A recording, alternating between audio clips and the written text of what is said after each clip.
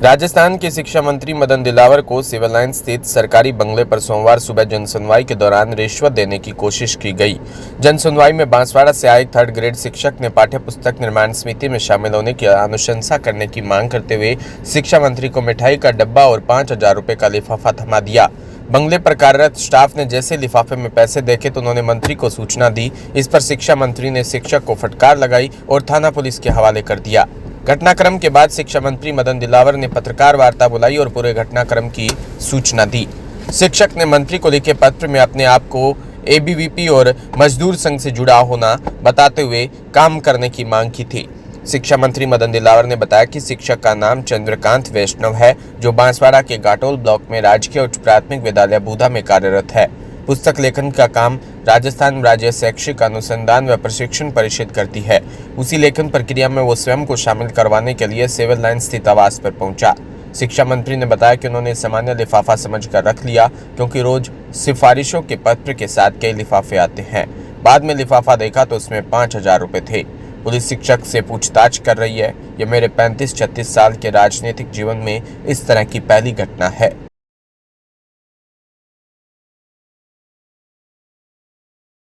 भीलवाड़ा से खबर, जहां हिंदुस्तान जिंक द्वारा रामपुरा आगुंचा माइंस के आसपास के क्षेत्र में पर्यावरण की सुरक्षा और संरक्षण के लिए इस वर्ष भी महत्वपूर्ण कदम उठाए गए। संघन वृक्षारोपण की शुरुआत के साथ ही आगुचा तालाब का पुनरुद्धार कर उद्यान का भी शुभारंभ किया। वृक्षारोपण अभियान की शुरुआत गणमान्य व्यक्तियों ने पौधे लगाकर की। इसके अलावा हुरडा, कोटली, बडला, भोजरा, कोटिया, मुलजी का खेड़ा और रूपाहेली के आसपास के गाँवों में बड़े पैमाने पर पौधारोपण अभियान भी चलाया गया।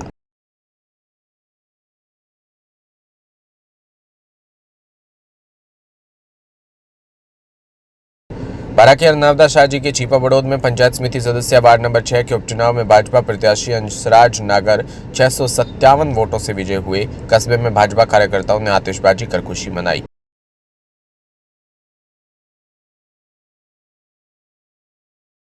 सूरतगढ़ के रोटरी क्लब में रविवार को सूरतगढ़ पब्लिक स्कूल में आयोजित पुरस्कार समारोह में 30 स्कूलों के कक्षा 10वीं और 12वीं बोर्ड परीक्षा के टॉपरों के 100 विद्यार्थियों को सम्मानित किया। प्रत्येक स्कूल के बोर्ड परीक्षा में शीर्ष प्रदर्शन करने वाले विद्यार्थियों को सम्मानित करने के लिए एक भव्य पुरस्कार समारोह का भी आयोजन किया गया।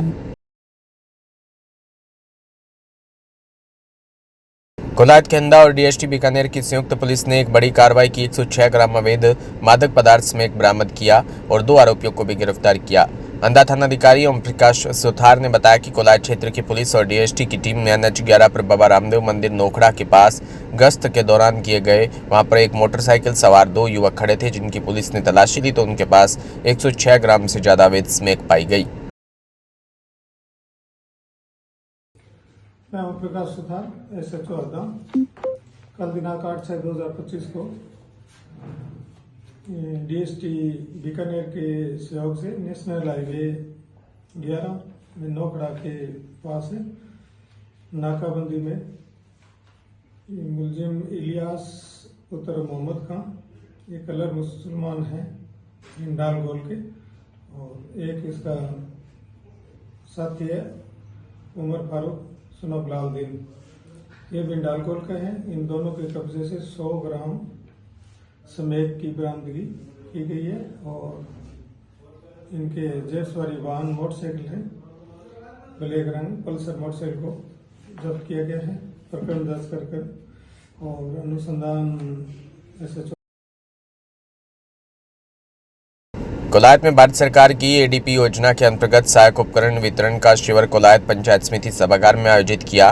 देश के विभिन्न जिलों से 75 आकांक्षी ब्लॉक के सामाजिक अधिकारिता शिविरों के माध्यम से दिव्यांगजनों और वरिष्ठ नागरिक जनों के लिए भारत सरकार की अधिक व राष्ट्रीय वयोश्री योजना के अंतर्गत निःशुल्क सहायक उपकरण वितरण का आयोजन किया।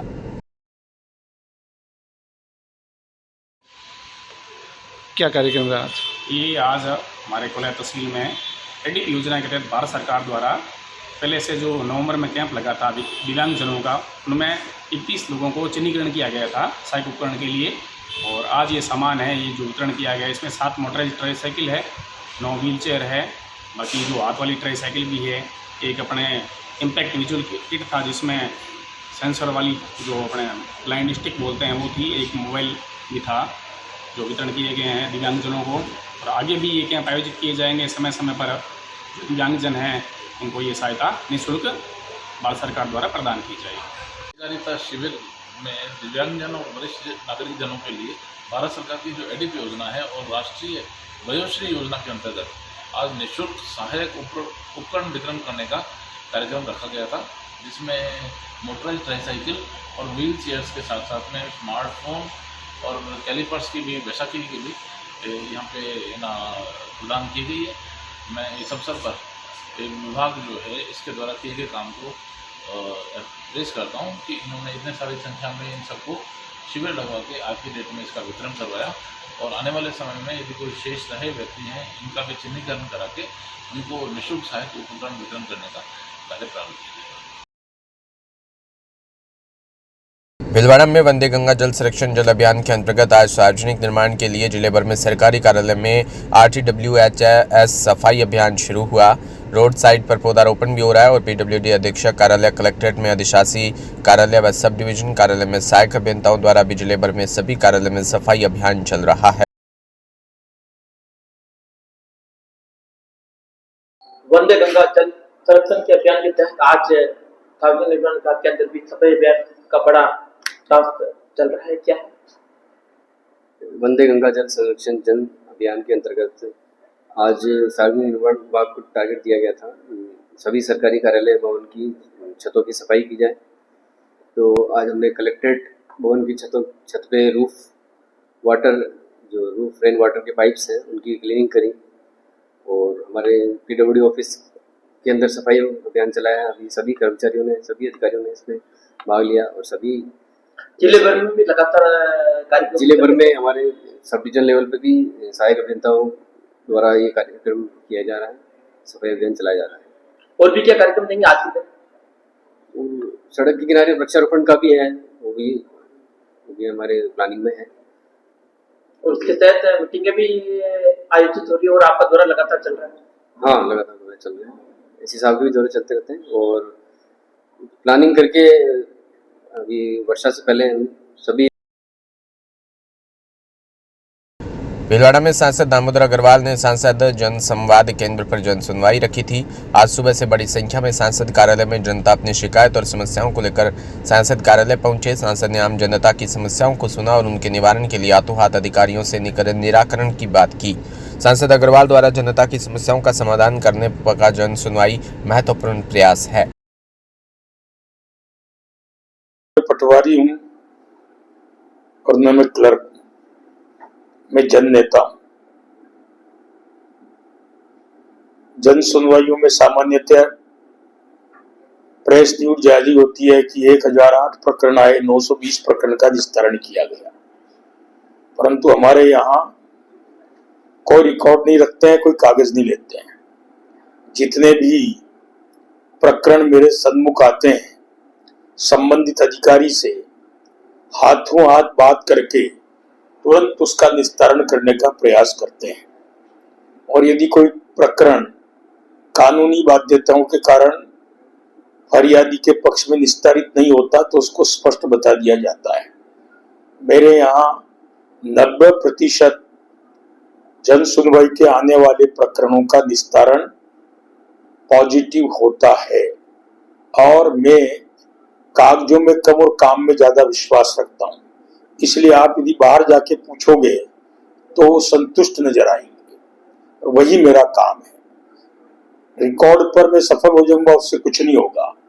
जनता की जुबान पर मेरी छवि ये होनी चाहिए कि सांसद जी के पास जाते हैं तो हमारा काम होता है।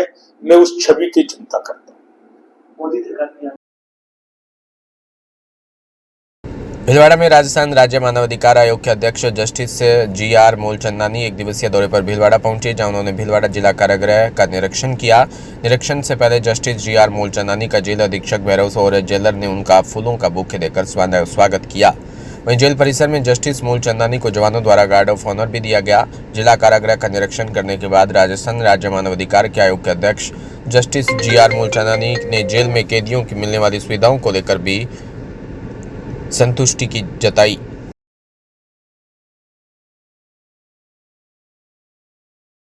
यहाँ की जो है वो जिला कारागार का मैंने अभी निरीक्षण किया और सभी बंदियों से मिलकर उनसे वार्ता की है।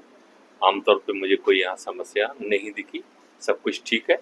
और एक वृद्धाश्रम का भी मैंने एक निरीक्षण किया, आश्रय नामक, वहाँ भी 45 के आसपास जो है हमारे जो है वो वृद्ध पाए गए। वहाँ भी सबसे मैं बात करके आया हूँ, सब ठीक पाया। देखिए ऐसा है कि कुछ बंदियों की कुछ समस्याएं आई जिनको पेशियों की तारीख का पता नहीं था, वो कारागार महोदय को हमने बता दिया और उनको जो है वो आगे की तारीखें नियमित रूप से बताई जाएंगी। और छोटे मोटे 1-2 कैदियों का बंदियों का ये शिकायत थी, बाकी वो भी ठीक बता दी। शासन स्तर पर सभी